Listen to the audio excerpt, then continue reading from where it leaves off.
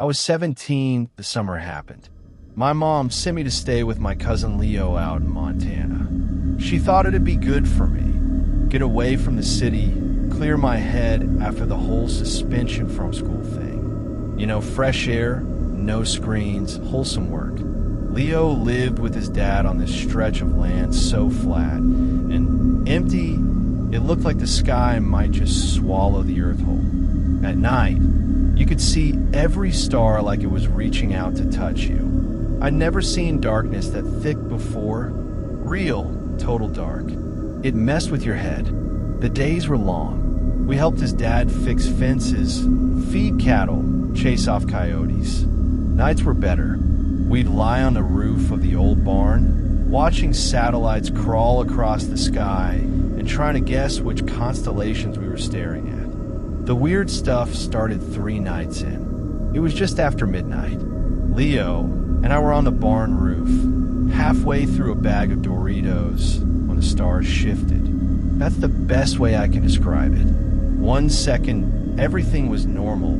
The next, when the stars moved. Not slowly like a plane or satellite. It darted, stopped, darted again. I laughed, thinking it was a drone. Leo didn't laugh. It's been doing it all summer, he said. His voice was flat. Same spot every time. Over the south pasture. I asked him if he'd told his dad. He just shook his head. He won't talk about it. Says I'm dreaming. That night, I had a nightmare. I was in a field, unable to move. Above me was this huge, silent thing blocking out the sky. No lights, no sound, just presence. Like gravity itself was leaning on me. When I woke up, my nose was bleeding. By the 5th night, the lights came closer. We were in Leo's room playing video games when the power blinked out. Just gone. The whole house dropped into silence. Not even the hum of the fridge. Then came the humming. Low at first, vibrating in the walls, in my teeth. It grew louder, deeper, until I could barely breathe. We ran outside. The sky was glowing. A wide, pulsing disk of white-blue light hovered silently over the pasture. It was maybe 100 feet across, maybe more. Shapes moved underneath it. Shadows that weren't cows, weren't deer. They glided. Leo grabbed my arm. His nails dug into my skin. Come on, he whispered. We're going to the truck. But we couldn't move. Our legs locked up. Not like we were frozen, like we were being held. I tried to scream, but nothing came out. Just breath. Then, as fast as it appeared, the light vanished. No noise, no wind, just gone. The power flickered back on inside. The fridge hummed. A dog barked in the distance, like it had just remembered it was allowed to. Leo's dad never even came outside. The next morning, there were burn marks in the field. For perfect circles, each about 20 feet across, like something had landed without ever actually touching the ground. Leo took pictures. His dad deleted them. They don't want us digging into this, he said quietly. You think it's just UFOs? It's more than that. They mess with your head, make you forget, twist things. I asked who they were. He didn't answer. That night I saw the boy. I got up around 3 a.m. to get a glass of water. I looked out the kitchen window and froze. There was someone standing in the field. He looked about my age, maybe younger. No shirt, pale skin, almost blue under the moonlight. Just standing there, facing the barn, not moving. I whispered Leo's name, but he didn't wake up. When I looked back out the window, the boy was gone. The next day, I found footprints, bare feet, small, pressed deep into the mud near the back fence. They didn't go anywhere, just started and stopped in the middle of the pasture. Leo said we shouldn't talk about it. Not out loud. They listen, he whispered. The last night, I didn't sleep. Neither did Leo. We sat in the living room, lights off, waiting. Around 2:30 a.m., the humming started again. This time we went outside together. No hesitation. I don't even know why. The light came down slowly, silently, until it hovered just 20 feet above us. I could see the underbelly of it, smooth and seamless, glowing with patterns that shifted like liquid metal. And then, from the edges, long shapes descended. Not mechanical, not human. We couldn't move. Not from fear, just couldn't. My limbs didn't work. My thoughts weren't mine. I felt something digging into my mind, peeling back layers, flipping through memories like pages in a book. I felt cold hands on my face, but nothing was there. I heard Leo whispering something over and over. Don't look up. Don't look up. I did, and I don't remember what I saw. I just know I screamed. Then everything went black. I woke up in a barn, alone, mouth dry, eyes crusted with tears. Leo was gone. His bed was empty. His shoes were still there. His phone was on the porch. His dad didn't even ask where he went. Just stared at the TV like Leo never existed.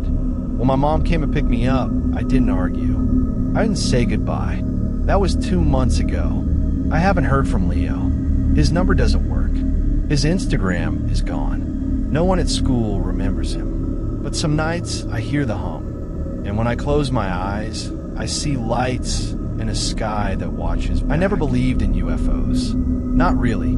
I'd seen the grainy videos on YouTube, the late-night talk shows where people swore they'd been abducted. It always seemed like some desperate bid for attention. I was 17, logical, rational. Aliens weren't real until the night I saw them. It started like any other Saturday in the dead town of Millbrook. My best friend Kyle and I were hanging out in the woods behind his house, a stretch of pine forest that ran for miles. We had a flashlight, a bag of chips, and nothing better to do. Around 11 p.m., Kyle pointed to the sky. What's that? I followed his gaze. Above the trees, a light hung low. Too low to be a star, too still to be a plane. It wasn't blinking red. I was 17, or green like an aircraft should. Just a steady, my mom sent me to stay with my cousin Leo out. I suggested, though she thought it'd be good, even as I said it. Get away from the city, clear my head after the whole suspension fast thing. Faster than anything I'd ever seen. No screens, zigzagging across the night sky. Leo lived with his dad on this stretch. My stomach tightened so flat. That's not normal. And Kyle empty. We stood, looked like the sky might just as suddenly the light stopped above us. You could see every star. The forest was quiet, unnaturally so. I'd never seen darkness, no rustling leaves, real shallow, total dark. Let's get out of here, I said. The days were long, stumbling through the underbrush, fix fences, branches clawing at our arms. Feed cattle. I didn't dare look back until we broke out on a dirt road. We'd lie on the roof of the old Kyle laughed nervously, watching satellites crawl across the sky. But maybe it was trying to guess which constellations we were staring at. Thrumming hum, the weird stuff like a generator, but deeper. It was just after midnight. The trees behind us were on the barn roof, faintly, halfway through a bag of Doritos. Kyle's face drained of color shifted. Jeremy, that's the best way I can describe it. My lungs burned. One second, everything was normal. The hum grew louder. Then a beam of white light shot down slowly like a plane, blinding or satellite. Everything went darted. I woke up lying in the middle of the dirt road. I laughed, my head thinking it was a drone. The woods were silent. Leo didn't laugh, and the sky was been doing it all summer. Kyle, he said. I croaked. His voice was flat. I staggered to my feet every time, calling his name louder. Pasture, but the forest. I asked him if he told his dad. My phone was shook his head. Kyle was gone. He won't talk about it. I stumbled to his house, half a mile away. His parents were asleep, oblivious. His room was empty, his phone still charging on his nightstand. I told myself he'd gone home some other way. Maybe he was hiding, playing some sick joke. But deep down I knew he was gone. The next day, I searched the woods for hours. No sign of Kyle, no sign of the light. Just trees and shadows. When his parents finally realized he was missing, the police got involved. They asked me a million questions. Where did you last see him? Did you fight? Did you run away together? I told them about the light, the hum, the beam. They looked at me like I was insane. By day 3, the search parties dwindled. Kyle was just another missing kid in another forgotten town. But I couldn't let it go. I kept going back to the woods every night, waiting. Sometimes I'd hear that hum again, faint and far away. Sometimes I'd see a flicker of white between the trees. One night, Exactly a week after Kyle vanished, I decided to follow it. It was 2 a.m. when I left my house. The moon was hidden behind clouds, and the forest was pitch black. My flashlight cut a narrow path through the trees. The hum came first, low and steady, rattling my ribs. Then the light, not overhead this time, but weaving between the trunks ahead of me like it wanted me to follow. Every instinct screamed at me to run, but I stepped closer instead. The light retreated. I followed. It led me deeper than I'd ever been, to a clearing I didn't recognize. The ground was scorched black in a perfect circle, the trees around it twisted and bent as if something massive had landed there. In the center of the clearing was a hole. It wasn't natural, too perfectly round, the edges glassy like melted rock. It descended into darkness, a tunnel carved straight down. The hum was louder here, echoing up from the pit. "Kyle." My voice shook. Something moved in the hole. I stepped closer. 2 hands, human hands, gripped the edge. Kyle's face emerged from the darkness. My stomach lurched. His eyes were wrong. Too wide, too bright, glowing faintly in the dark. His mouth stretched into a grin that didn't look human. "Jeremy," he said, but his voice was distorted, layered, like 2 voices speaking at once. I stumbled back. "Don't go," he whispered.